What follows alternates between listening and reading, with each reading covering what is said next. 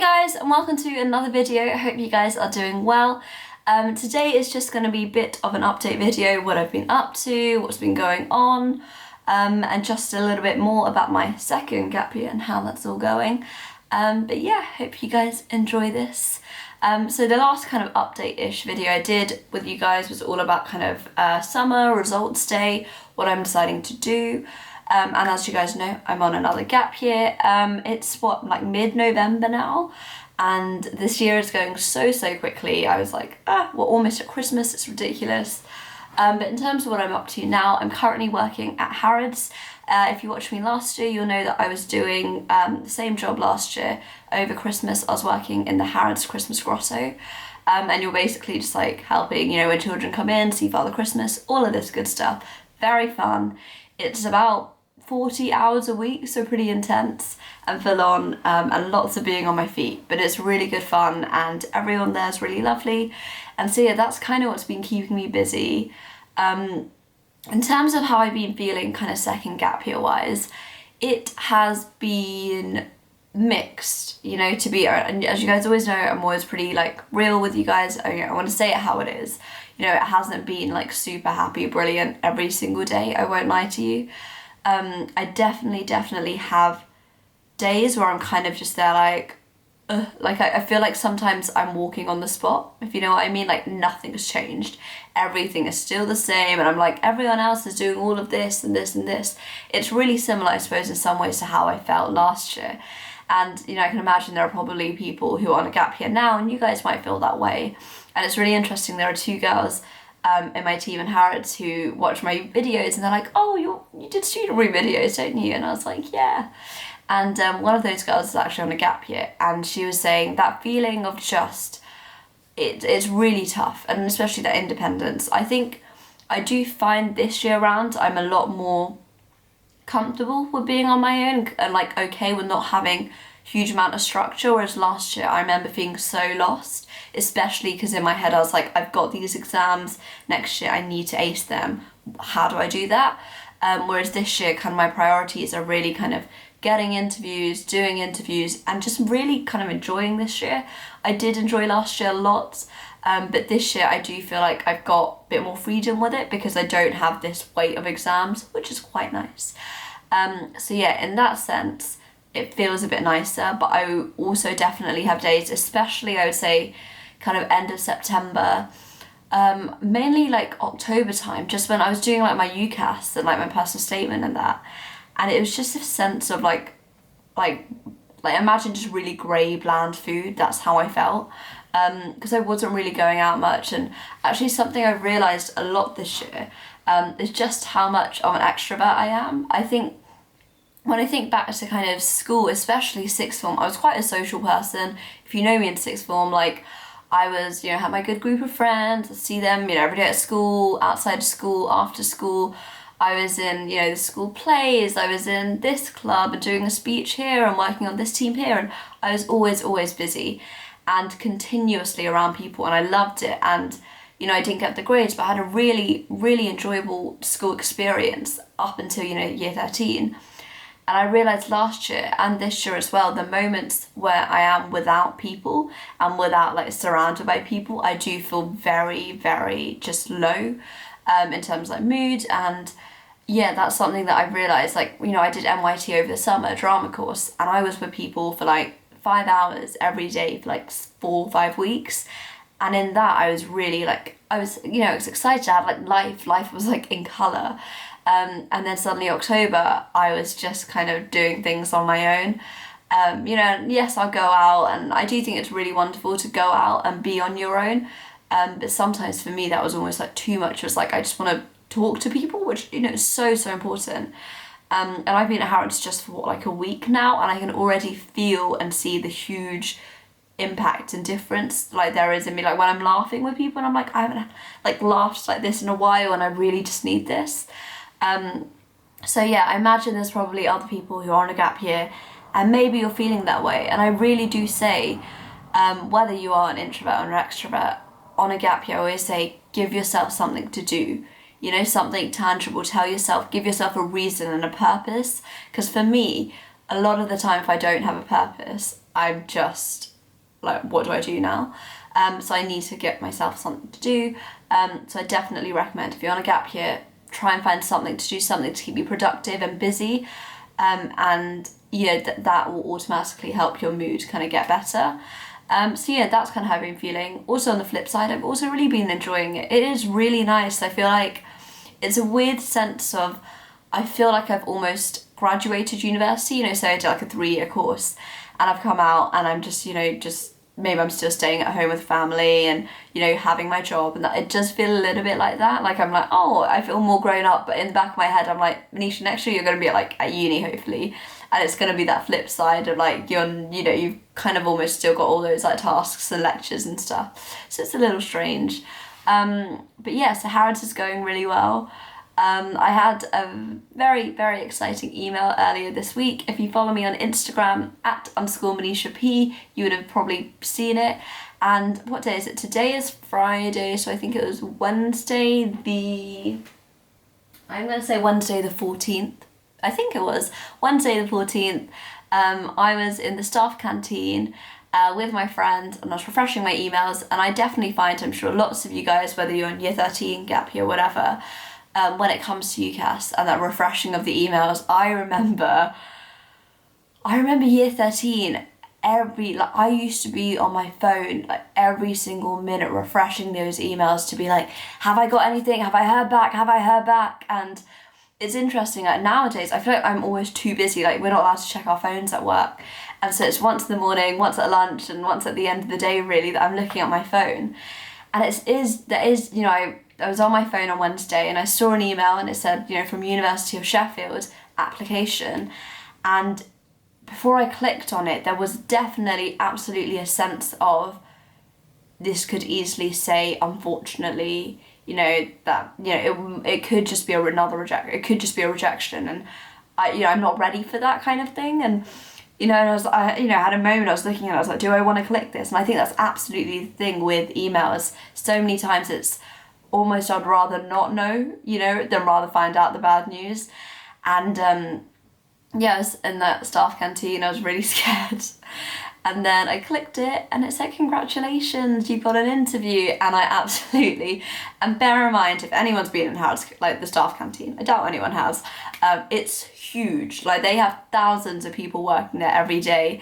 And these are all like really professional people. And I'm just there with my friend. And I suddenly started jumping up and down like, oh my gosh, like tears in my eyes. And he was really confused. And I was like, I just got an interview. And yeah, so I'm so, so happy. It was really good timing actually, because I had the most stressful day at work, that day, and I was feeling so down and gloomy actually. And it was really sweet because I put on my Instagram how I got the interview, and so many of you guys sent me lovely, lovely messages, like the nicest things. It's really amazing when you hear, I see people saying things like, I've been watching you for years now, I'm so proud of you, and you're like, perseverance, you're so inspirational, and we believe in you, and like that means huge amounts. Like, thank you so much, because I absolutely have days where I go, am I doing the right thing? And seeing those kind of messages and comments just kind of, I suppose, like cements my faith in myself. So really, really thank you for that. I cannot tell you how relieved I am. Like, even though it is just mid-November, like this is just the beginning of interview season. So please, if you're sitting there like, I haven't heard anything from any uni, do not worry. Like, some of them are frustrating and only send it kind of Feb and March. I suppose I just kind of got lucky. And so, yeah, and I was just that feeling of, like, I just needed something to kind of pep me up and keep me on it, because I felt like I was kind of, oh, is anything happening? I don't know if anything's happening. So it was really, really lovely. I'm really kind of excited, but also kind of nervous, because I need to now get my med brain on. As you guys know, I personally quite like interviews. I know that might be weird. I don't love them. I'm not like, oh my God, every single one has been perfect. They haven't. But I'd rather do, say, an interview than do an exam. For me, I think I'm quite friendly. I like talking to people. And so for me, an interview is kind of like a kind of ideal situation. But, it's not always easy. I've yeah, I've had 4 interviews over the last 2 years. I've been very lucky to have 4 offers from them. And so, you know, that's a great track record, but also I don't want to be too complacent. I'm definitely putting the work in. In terms of how I'm kind of prepping myself, nothing different to how I did last year or the year before for interviews. I would say kind of there are, you know, the basic kind of things when it comes to prepping for interviews. For example, you know, your university, do you know what the course is like? Do you know the structure of the course, what they have, what they don't have, the teaching style, all those kind of really basic stuff that, you know, takes 5 minutes to search. I would also say the different skills, the skills required to be a doctor, do you understand why they're important, where have you demonstrated them, always coming up with examples, work experience. Sheffield is MMI, so this is like, you know, to be fair, even in a traditional panel interview, they can also potentially hit you up with these kind of questions. General kind of current affairs, I would really recommend if you guys check out Medic Portal. They do a really awesome, and every week or so, they put all the kind of current affairs related to med kind of summarised, and they do it in a really nice way. It's a really nice way to just kind of get like a bite-sized portion but still be in tune to what's going on. So that kind of stuff. What else do you want to know? Like your ethics, you know, there are a number of things. I always find you can always, like, there's zero chance of you having everything covered. It just is. But that's okay. I remember for my first interview, I remember just the sense of, I don't, like, I'm like, do I know everything? I don't know everything. And like, I don't know every disease in the world. Does that mean I'm never going to get an offer? Absolutely not. I think remembering when you're going into an interview, they're not looking for someone who's a doctor. They're not looking for someone who knows every single thing in the world. Of course not, right? They want to just see that you have potential, you have drive, and you're someone who's really going to last those 5-6 years and has a real passion for it and is going to be great at it. And so for me, when I go into an interview, it really, so much of it is your mindset going into it. If you go into it thinking these people are grilling me and looking for, like, you know, trying to get me to like mess up, then it probably will kind of crumble and fall. If you go into it thinking, right, this is an opportunity for me to show these guys how wonderful I am, how fantastic I am, and why, you know, just this is what I'm passionate about, please choose me, then that will come across more naturally, and that's what they want to see, and that's what they want. You know, they want people who are keen and engaged. And I always say, you know, for things like interviews, it's kind of 50% of what you say, 50% of how you say it. You know, what you say is kind of what you kind of prepare and do in advance, and really think about those kind of questions and scenarios that they bring up, and how you say, like, your body language is so important. You know, I do drama, so I'm like, I you know, using my body and like how I talk, eye contact, all of those kind of things I'm quite in tune with. But I do realise for a lot of people that kind of stuff is a little bit more tricky. So I'd say if you're someone who's probably more reserved and quiet, doesn't mean that you're not going to get an offer, absolutely not. Just make sure small things like just being engaging when you're speaking, try not to be like monotone, have some kind of like intonation to your flow and words. Eye contact is really important, show that you really do mean what you say. I always think a smile is really helpful, just show that you're happy to be there. Yeah, every interview I've been to, there's never been a single interview where I've got this, because I do not have it. I need to go in there and prove that to them I have it, right? And I definitely have been nervous. You know, for my King's interview last year, I had a station, went in, answered the question they asked. The lady was like, oh, that's wrong, by the way, it's this. And I remember being sat there thinking, I've messed up, I've got a station wrong, therefore I'm out of the game. You know, I ended up getting an offer. So, you know, please do not think, always the good thing about MMI is I feel like, you know, once it's there, once that station is done, it's done with. That is it, you let it be, you knock it off and you go do your next station. Do not have like a domino effect, right? If something messes up a little bit, oh well, go into another one and show them you can do it. That's the kind of mindset that you want to have. And yeah, just do your prep. Don't over prep, don't kind of push yourself too much. It's not worth it.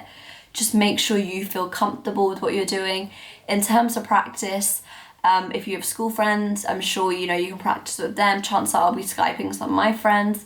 Also, just, you know, talking out loud, you know, and listening to yourself, even to a mirror, sometimes that can be really helpful. Yeah, that's the kind of stuff I do for like med interview practices, to be fair, for any interview that works. And yeah, that's it kind of from me. I just wanted to kind of go over that because I'm sure I got lots of questions already, and I know I would get more questions about kind of interview techniques, so I hope that kind of goes over it. But yeah, you know, that's kind of what I'm up to for the next couple of weeks. I'm going to be working and doing my prep, and then my interview is on the 14th of December, so I've got just under a month, quite a nice amount of time actually, to be honest. And in terms of the other unis, haven't heard back from Bristol, Southampton or Hull York yet. I've got an offer for my backup, which is Global Health at King's, and it's really exciting because this year, if I get the offer, it's unconditional, which is kind of amazing. I'm like, oh my gosh, wow, like, you know, I like, obviously it'll be unconditional, I've got 3 A's, but it's like, that's such a nice feeling. And yeah, and so I'm so happy, so relieved. I just need to put the work in, I need to show them what I can do, and fingers crossed it all works out. And yeah, I also hope it works out for you guys as well. Give this video a thumbs up if you enjoyed it, subscribe to The Student Room, check out my own channel, Manisha P, and my Instagram and Twitter are @_Manisha P. And yeah, that's it from me, and I'll see you guys soon. Bye!